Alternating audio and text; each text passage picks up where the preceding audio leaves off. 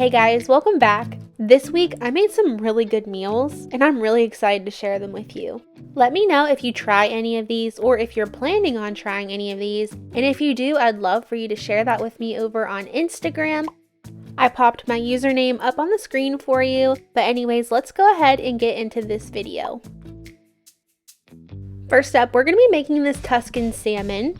And if you don't like salmon, don't let that discourage you. You can replace this with chicken or whatever type of protein you want. I'm using 3 small pieces of salmon and I'm just adding a little salt and pepper to all 3 of those. Over to my skillet, I let a little bit of olive oil heat up in there. It's nice and hot, so I'm going to add my salmon in there, skin side down first. You want to make sure they're not touching each other because it will affect the way that they cook. After a few minutes on the skin side, we're going to flip those over and give them another few minutes on the other side. I cooked mine for 2 to 3 minutes per side. You just want to be careful not to overcook your salmon. Now that my salmon is cooked through and has that beautiful color on it, I'm just going to remove that to a separate plate for right now. And after it cools down, I will remove the skin.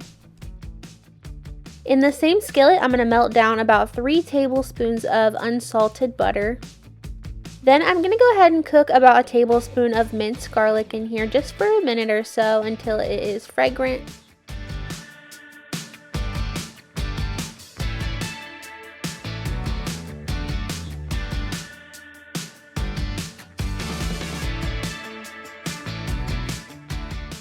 Next, I'm adding in 1 can of Italian-style diced tomatoes. This has some basil, garlic, and oregano in here. I'm going to go ahead and add this in and give that a stir. That way my garlic does not burn. Next, I'm adding in 1 cup of half and half, or you can use heavy cream, whichever you have. I'm going to go ahead and get that stirred together, and then we're going to add in some seasonings. I'm adding in about 1 teaspoon of salt, 1 teaspoon of basil, a 1/4 teaspoon of cayenne pepper, and a 1/4 teaspoon of black pepper. Next, I'm adding in a 1/4 cup of frozen spinach, and I'm going to get that mixed together really good and just let that frozen spinach melt down and cook through.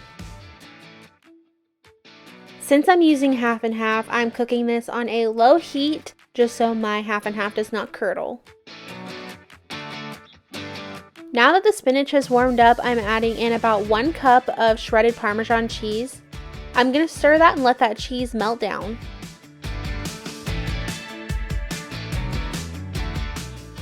Now that my cheese has melted, I'm going to add my salmon back in and just let that warm through for a minute.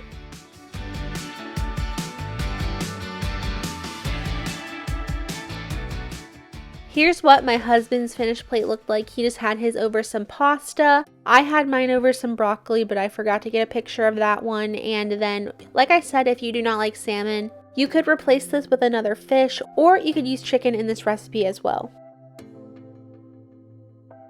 Next, we're making this Philly cheesesteak stromboli. I started by preheating my oven to 400 degrees. Next, I'm cutting up 1 green pepper as well as half of a yellow onion.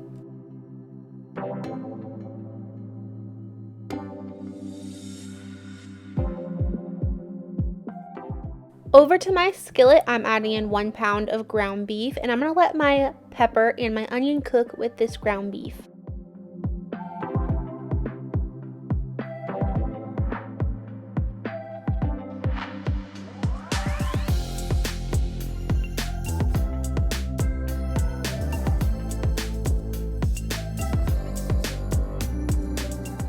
Now that my meat is almost done, I'm adding in about a teaspoon of minced garlic as well as about a 1/2 teaspoon of salt, a 1/2 teaspoon of pepper, about 1 teaspoon of Italian seasoning, and then I'm going in with a little bit of my favorite Parmesan ranch seasoning. Now that everything is in the pan, I'm going to go ahead and give that a good mix and go ahead and finish letting that cook all the way through.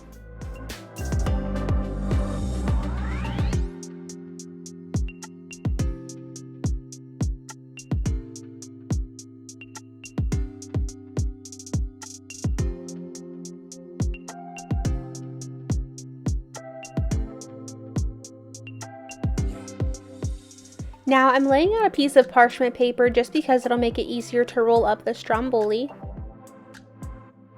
And I'm just getting out my canned pizza dough here. You could use other pizza dough if you want to. This one is just nice and easy. I'm going to roll it out and kind of stretch it out a bit because it does not need to be quite this thick.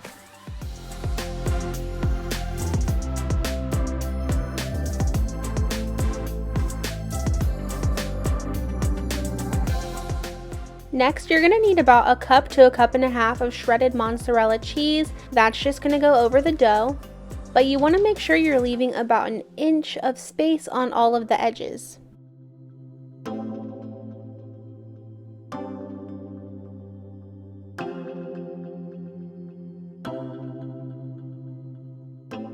Next, you're going to add your meat over top of the cheese. Make sure if your meat is really greasy that you do drain that grease off.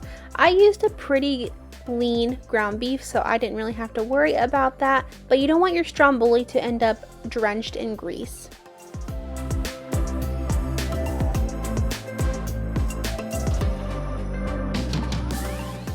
Last but not least, I'm adding on 3 slices of provolone cheese, and as you can see, I still have all this space around the edges. You're going to need that to help seal it up. Using the parchment paper, I am going to begin rolling this, and you're going to see those cheese slices slide a little bit. That's okay. I didn't really mean for them to slide as far as they did, but they still got wrapped up, so it was just fine. You're just going to roll it up slowly, sealing the ends as you go.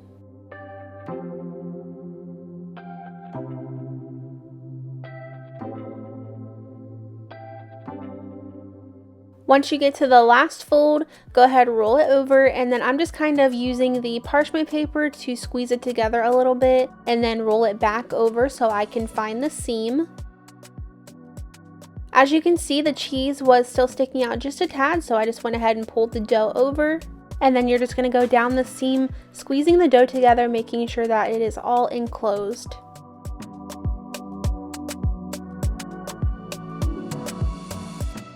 I'm going to use this parchment paper to help me transfer it over to my baking sheet, and I am spraying that down with some nonstick spray just to be safe. And then I'm going to roll my stromboli onto the baking sheet. You just want to make sure in the end that the seam is on the underside, and then go ahead and make sure that everything is sealed shut. And then we're going to take a knife and we're just going to cut some slits along the top.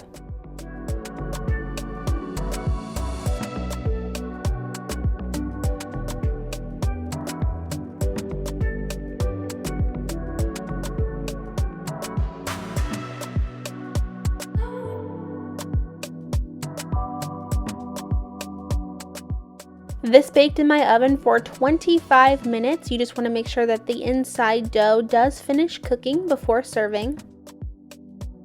This step is optional, but if you love garlic flavor, then this is going to definitely add to your stromboli. I have 1 tablespoon of butter with about a half teaspoon of garlic powder and a half teaspoon of parsley. I'm just going to warm that up, and then once our stromboli comes out of the oven, we're going to add this over the top.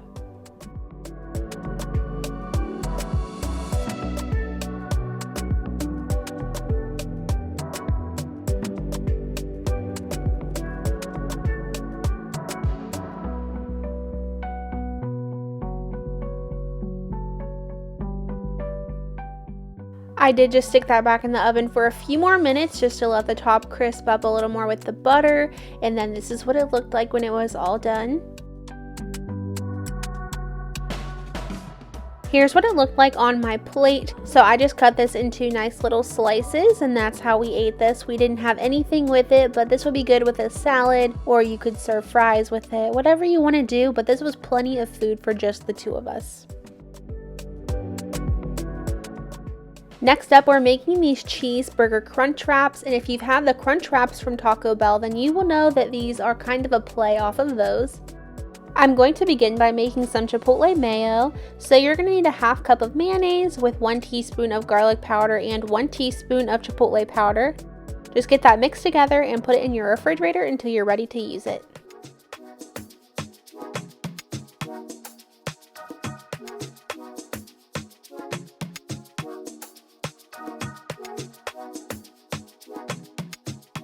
Next, I'm going to go ahead and start some bacon. I am doing 1 slice per crunch wrap. I do cut my bacon in half just to cook, that way it fits better in the pan. While the bacon's cooking, I'm going to go ahead and slice up an onion. I want these to be in nice long pieces.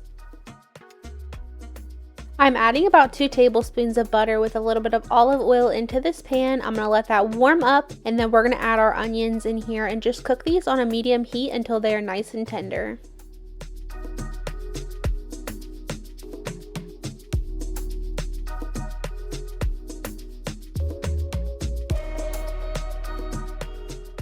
Now to get started on our burgers, I have 1 pound of ground beef here. I believe this was 80/20. I'm going to be using this whiskey burger seasoning today, but you can season your burgers however you would like.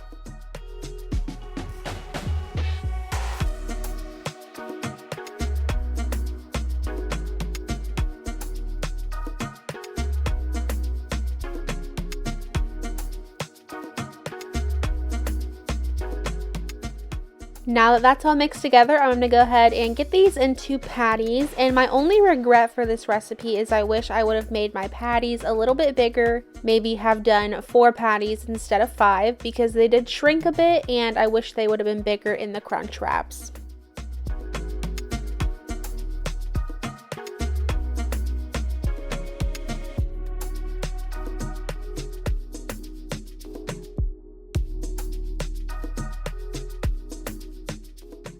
To cook my burgers, I decided to use the bacon grease from earlier. I just thought that would add some extra flavor that would go along with the chipotle mayo and the whiskey burger seasoning.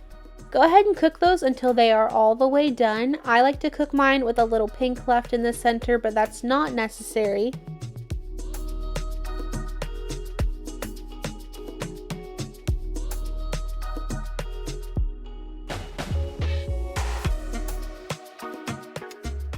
Once the burgers were done, I added those onto a plate lined with a paper towel.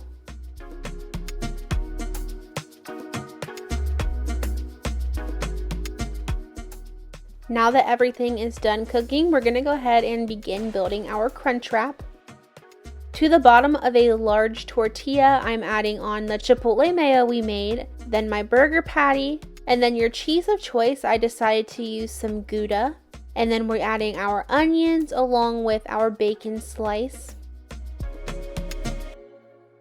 And then you're going to need a tostada on top of there, or you can use chips of your choice.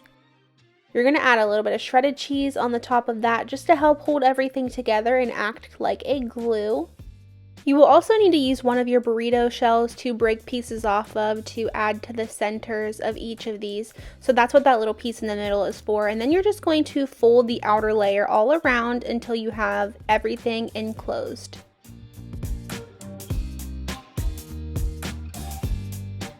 Now I'm just transferring this over to my skillet. I'm going to put the folded side down first, and we're just going to brown each side of this. And then I also wanted to show you how I am making mine. My husband does not like tomatoes and lettuce, but I do.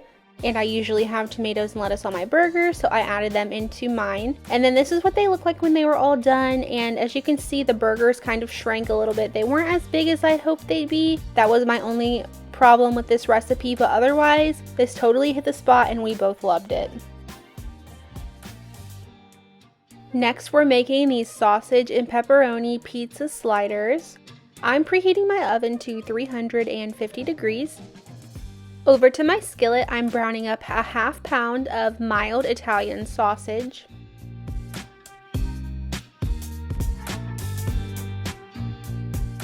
Just go ahead and cook that all the way through, and then once that's done, over to my sheet pan. I did line it with some parchment paper. I have 6 slider buns here. I do not want to use the entire package, so if you want to use the entire package of slider buns, you will just have to double everything that I am doing. First off, I'm adding some pizza sauce to the bottom layer of my slider buns, maybe a couple tablespoons or so. Add as much as you want though. Next, I'm taking 3 slices of mozzarella cheese, 2 full slices down the side, and then I'm breaking up 1 slice to add to the other side just to fill up all the space. Next, I'm using turkey pepperoni, but you can use regular. I'm just going to cover my cheese with pepperoni.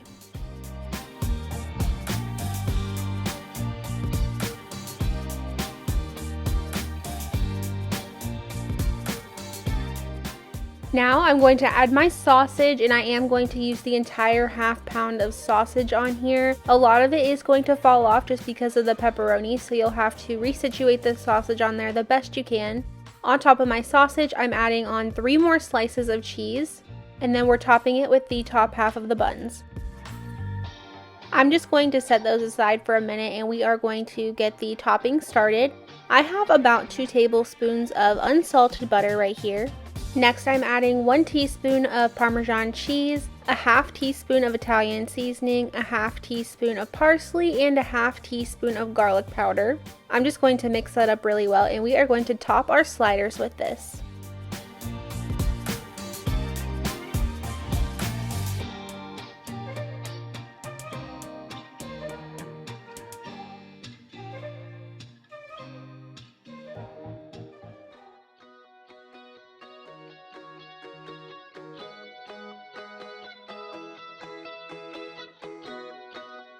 Make sure you get the sides with the butter as well, and then these are going in the oven for about 15 minutes until the cheese has noticeably melted.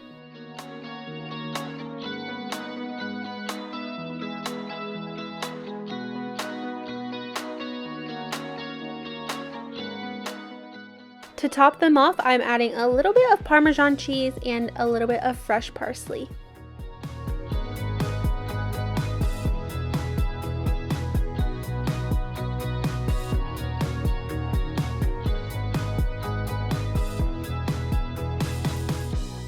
Here's what our plates of sliders look like. You could serve this with a salad or whatever you really wanted to. We really enjoy these. It was a nice change from just your basic pizza slider. The sausage was a nice touch and made it extra filling.